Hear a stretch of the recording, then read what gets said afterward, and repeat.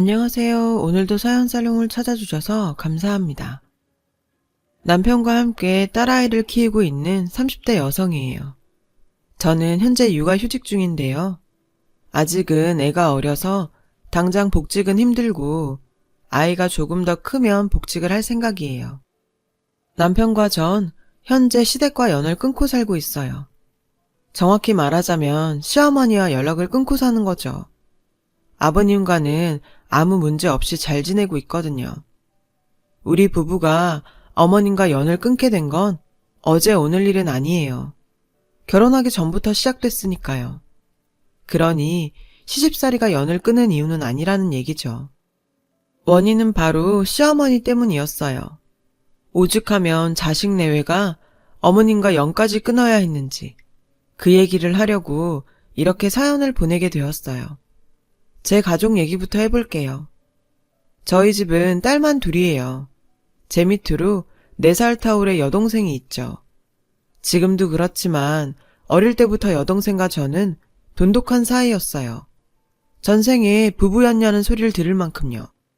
제 눈에는 여동생이 마냥 예쁘고 귀엽기만 했거든요. 엄마가 그러시는데 전 어릴 때부터 엄마만 보면 동생을 낳아달라고 그렇게 졸랐었대요. 저희 집을 제외하곤 친척집 대부분이 형제나 자매를 키우고 있었는데 늘 혼자 놀던 저는 그 모습이 부러웠던 거죠. 그래서 엄마를 졸라 동생을 낳아달라고 떼를 쓴 거고요. 아무튼 이런 제 앙탈 때문이었는지 부모님께선 둘째를 갖기로 하셨고 얼마 뒤 엄마는 임신을 하셨어요. 엄마는 한 번 낳아봤으니 2번째는 좀 수월하지 않을까 생각하셨다더라고요. 그러던 어느 날이었어요. 엄마 몸에 이상이 생겼지 뭐예요. 여느 때처럼 제 간식을 만들고 계셨는데 갑자기 배가 뒤틀리더니 찢어질 것처럼 아프더래요. 그리곤 이상을 감지하던 그 순간 이미 하혈은 시작됐고요. 당시 아빠는 회사에 계셨고 엄마 옆에는 어린 저뿐이었죠. 다행히 숫자를 익히고 있던 저는 엄마가 불러주는 번호대로 119에 전화를 걸었고 엄마는 잠시 뒤 도착한 구급차를 타고 병원에 갔어요. 어린 저는 이웃 아주머니 댁에 맡겨졌고요. 그날 아빠는 밤 9시가 넘어서야 저를 데리러 오셨어요. 항상 저를 보고 웃어주던 아빠는 그날만큼은 그러지 않으셨죠. 그리곤 저를 외할머니 댁으로 데리고 가셨어요. 엄마가 입원을 해야 해서 절 데리고 갈 수 없다고 하셨죠. 당시 전 어려서 몰랐지만 그날 엄마가 유산을 하셨더라고요. 뱃속에 있던 둘째를 잃으신 거죠. 유산의 원인은 밝혀지지 않았고 그 일로 엄마는 큰 충격을 받으셨어요. 그 바람에 아빠는 회사에 휴가를 내고 엄마를 간호하며 저까지 돌보셨고요. 자식을 잃은 엄마는 하루하루 눈물로 보내셨고 그러다 탈진하신 적도 여러 번 있으셨대요. 외할머니가 오셔서 도와주시긴 했지만 그래도 아빠가 제일 고생을 하셨죠. 엄마는 돌봐야 할 자식이 있었기에 마냥 슬픔에 빠져 살 수는 없었어요. 그래서 애써 기운을 냈다고 하더군요. 하지만 마음의 상처는 그리 쉽게 아물지 않았던 모양이에요. 어느 날인가 아빠한테 그러더래요. 무서워서 더는 아이를 가질 수 없을 것 같다고요. 아빠는 그런 엄마를 위로하며 아이는 하나로 충분하니 그런 걱정은 말고 몸조리만 신경 쓰자고 하셨죠. 하지만 엄마는 어떻게든 제게 동생을 만들어주고 싶으셨나 봐요. 여보, 우리 입양을 하면 어떨까? 얼마 뒤 엄마는 아빠한테 입양 얘기를 꺼내셨죠. 지금도 그렇지만 당시엔 입양에 대한 인식이 안 좋았거든요.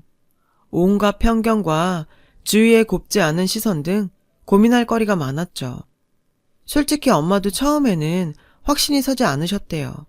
그저 저에게 동생을 안겨줄 한 방편으로 생각했을 뿐이었죠. 하지만 직접 입양기관에 찾아가서 상담도 받아보시고 아기들이 있는 보육원들도 돌아보시면서 조금씩 입양에 대한 확신이 드셨다나 봐요. 천사 같은 아이들이 마음에 닿은 거죠. 하지만 현실은 그리 녹록치 않았고 그래서 오랜 시간 고민을 하셨대요. 그리고 드디어 결정을 하셨죠. 힘들겠지만 사랑으로 잘 키워보자고요. 그런 엄마의 확고한 모습에 아빠도 조금씩 마음이 흔들리기 시작했고, 그렇게 엄마와 아빠는 1년의 기간 동안 입양기관에 가서 상담도 받고 입양 심사도 받으신 끝에 제 여동생이 될 아기를 만날 수 있게 됐어요. 전 아직도 그날이 생각나요. 동생과 처음 만났던 그날이요. 동생의 친모는 미혼모였고 친모의 부모 손에 들려 동생은 보육원으로 가게 됐죠. 제가 5살이던 무렵 동생은 첫돌을 한 달 앞두고 우리 집으로 오게 되었어요. 그렇게 우린 한 가족이 되었죠. 저는 동생이 생겼다는 사실에 뛸 듯이 기뻤어요. 동생이 너무 예뻐서 동생을 볼 때마다 기분이 좋았죠.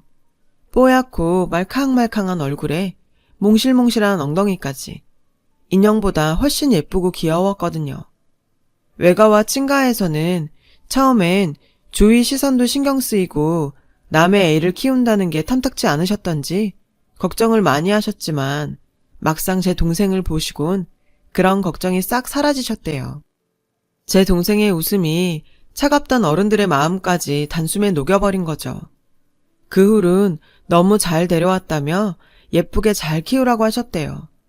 덕분에 엄마 아빠도 한시름 놓을 수 있었죠. 저희 부모님은 제 여동생을 정말 친딸 이상으로 사랑을 주면서 돌보셨고 저도 마찬가지였어요. 비록 때때로 여동생을 질투하기도 하고 가끔 심술을 부리기도 했지만 그래도 단 한 번도 동생을 낳아달라고 한 걸 후회한 적은 없었어요. 데려온 동생이라고 차별하거나 창피해하지도 않았고요. 오히려 엄마가 배 아파 낳은 동생과 똑같다고 생각했죠. 물론 주위에서 말이 없었던 건 아니에요. 언젠간 엄마가 제가 다니던 유치원에 동생을 데리고 오신 적이 있는데 친구 엄마들이 구석에 모여서 이런 말을 하는 걸 들었거든요. 어떻게 태생도 모르는 애를 데려다 키워? 혹시 밖에서 낳아온 자식 아니야? 그 말에 엄마가 불같이 화를 냈어요. 어쩜 애 키우는 사람들이 그런 소리를 해? 태생? 당신들 태생은 얼마나 잘나서? 엄마가 그렇게 화를 내시는 건 처음 봐서 전 아직도 그날이 생각나요. 엄마와 아빠는 사람들의 안 좋은 시선에 늘 당당하셨고 저와 동생한테 차별 없이 똑같이 사랑해 주셨어요. 그 사랑을 먹고 자란 동생과 저는 걱정 없이 무럭무럭 자랄 수 있었죠.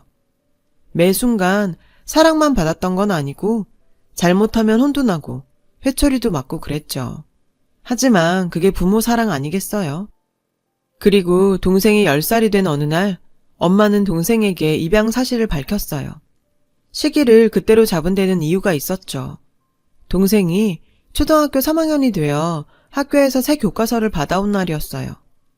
교과서를 훑어보던 엄마는 입양 가족에 대한 내용을 보게 되셨어요.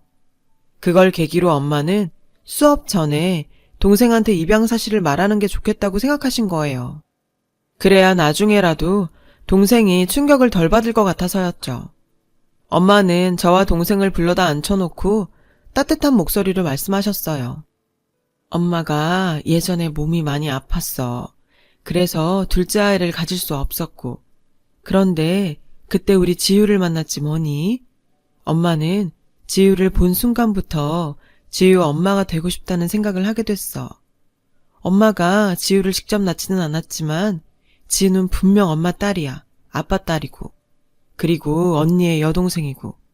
그 사실은 세월이 흘러도 절대 변하지 않을 거야. 여동생은 어렸지만 자신이 입양됐다는 사실을 잘 받아들이는 것 같았어요. 엄마 가슴에 안기며 이렇게 말했거든요. 엄마, 나 데려오고 키워줘서 고마워.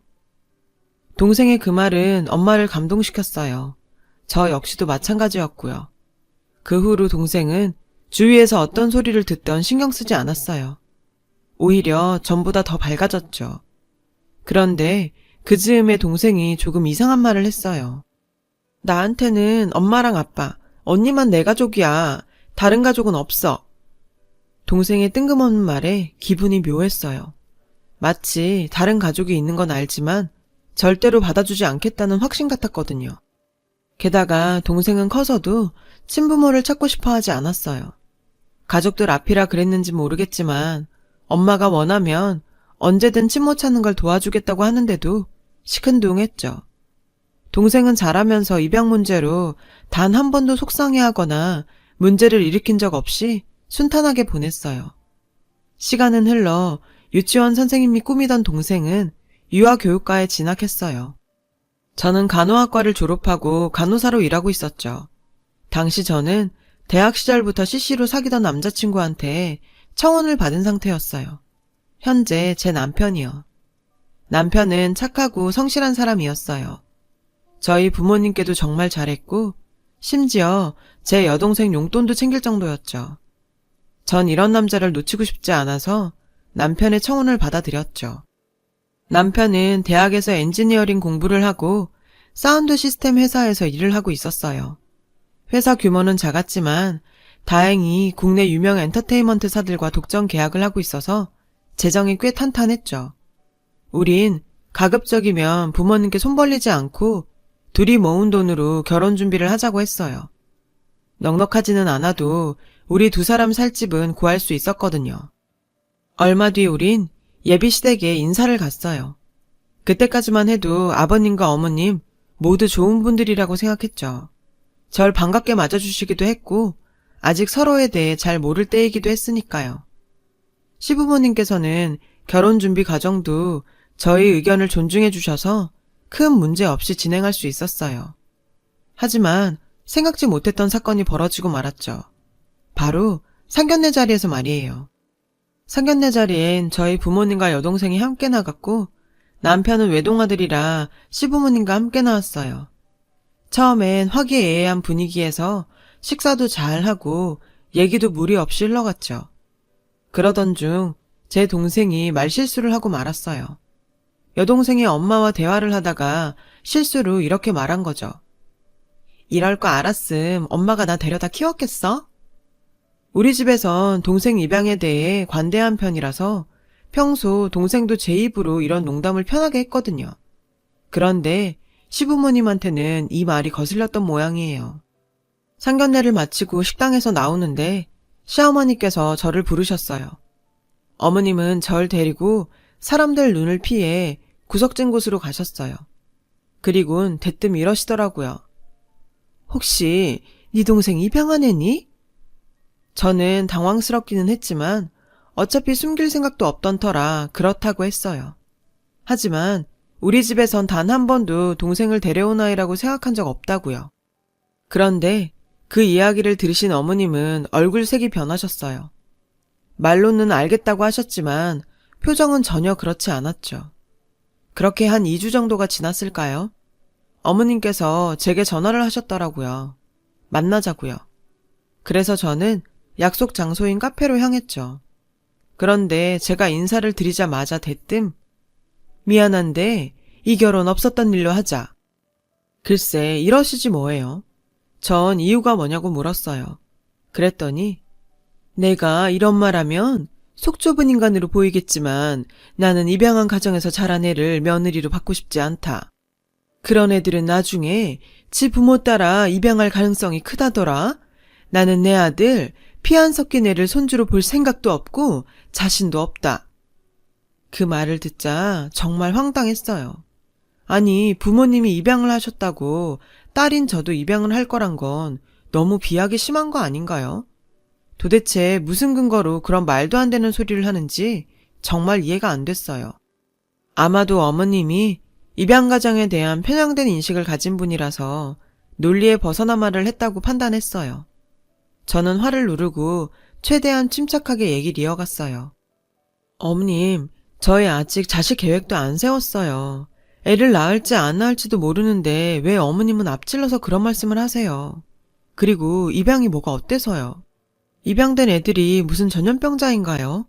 그리고 제 동생이요.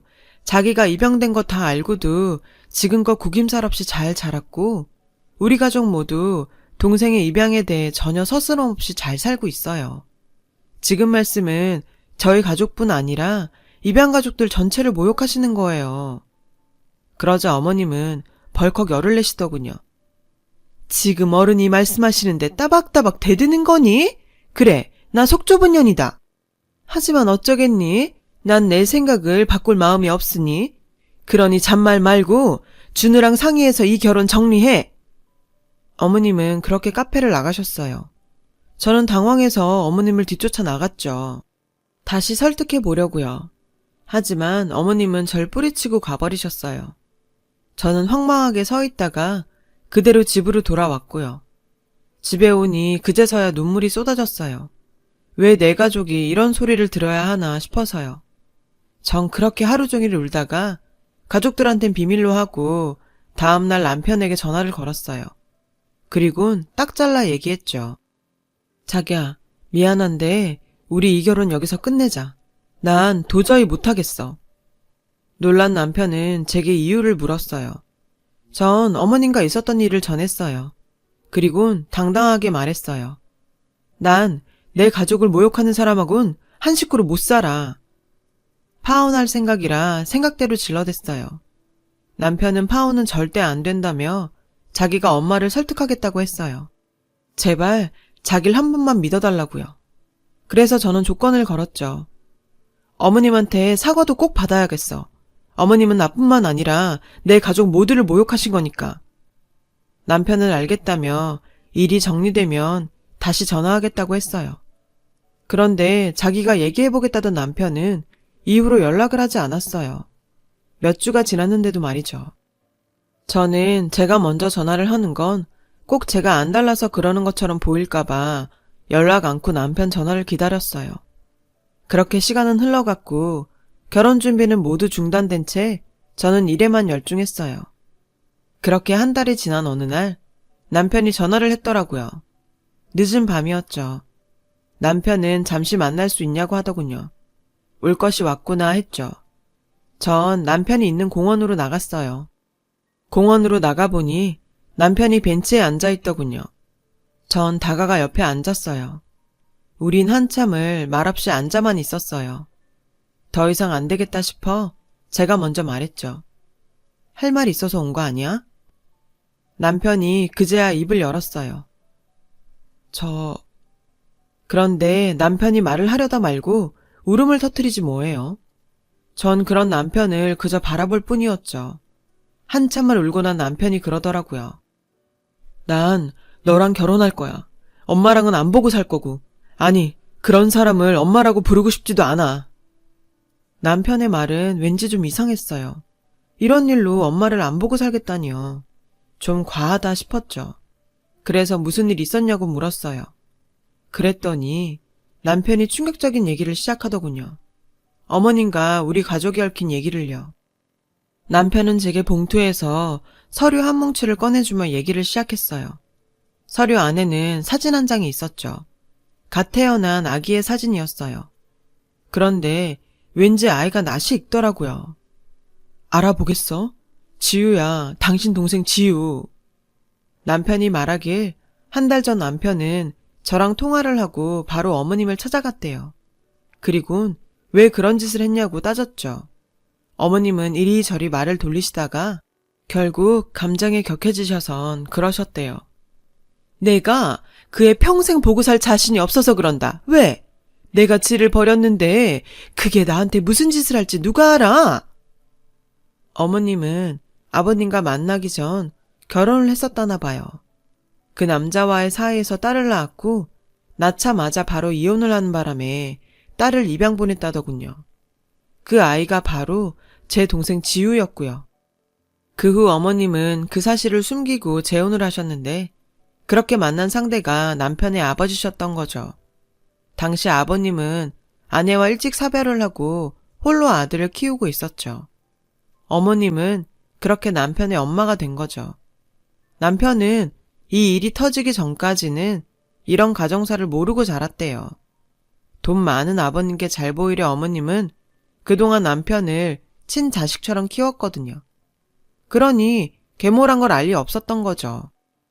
친아들도 아닌 나는 그렇게 키워놓고 이제 와서 버린 친딸이 복수할까봐 그게 두려워 이 결혼을 깨려고 했대. 그런 사람을 엄마라고 할 수 있겠어? 남편은 울먹이며 말했어요. 남편과 시아버님한테 모든 게 들통난 어머님은 울면서 빌더래요. 제발 자기를 내쫓지 말라고요. 그러면서 앞으로도 자신이 잘할 테니 이번 결혼은 하지 말아달라고요. 끝까지 자신만을 생각하는 어머님을 보고 남편은 오만정이 다 떨어졌고, 아버님은 이혼은 않겠지만 사돈댁만 괜찮다고 한다면 이 결혼은 그대로 진행하겠다고 하셨대요. 난 적어도 엄마가 지유한테 미안한 감정은 가지고 계실 줄 알았어. 그런데 끝까지 지유가 해코지하지 않을까 그것만 걱정하더라고. 무당까지 들먹이면서 말이야.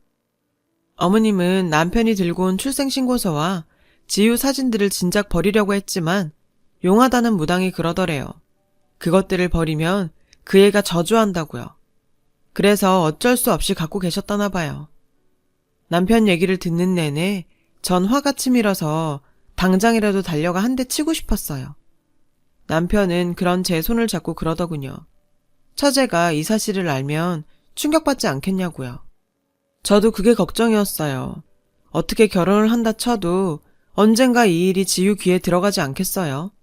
그래서 전 매도 먼저 맞는 게 낫겠다 싶어 가족들 앞에서 이 얘기를 해주었어요. 모든 이야기를 들은 부모님은 충격에 빠졌죠. 그런데 가장 걱정했던 동생만큼은 오히려 담담했어요.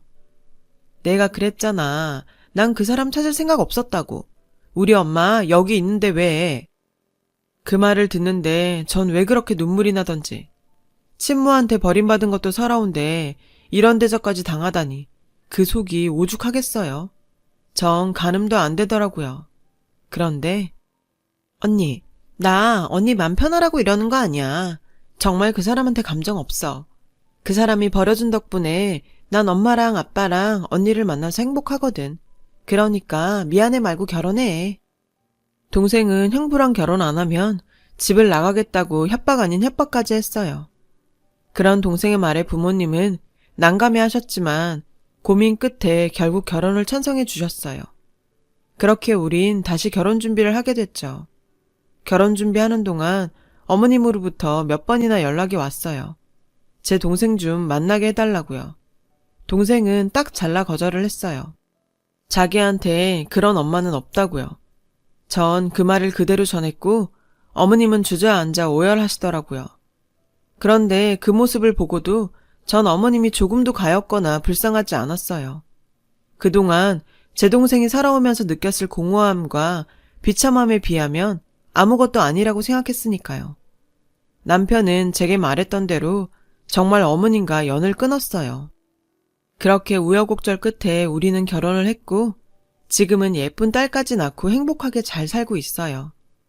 제 동생은 제 딸한테 이모 노릇을 톡톡히 하고 있고요. 자식을 낳고 보니 더욱더 남편과 동생이 안타까울 때가 있어요.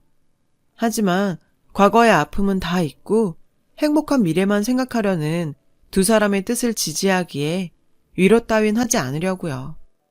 제 동생을 보고 인생에서 배운 점이 참 많아요. 과거에 엉켜버린 인연 탓에 고통스러운 현재를 살아가시는 분들이 많을 거예요. 하지만 그럴수록 더더욱 자신의 행복만을 위해 앞으로 나아가셨으면 좋겠어요. 과거에 갇혀 살다 보면 내 앞의 행복을 놓칠지 모르니까요. 지금까지 저의 가족의 사연을 들어주셔서 감사드려요. 여러분, 사연 댓글에 응원과 현명한 조언 부탁드려요. 좋아요와 구독은 저에게 큰 힘이 됩니다. 오늘도 좋은 일 가득하세요.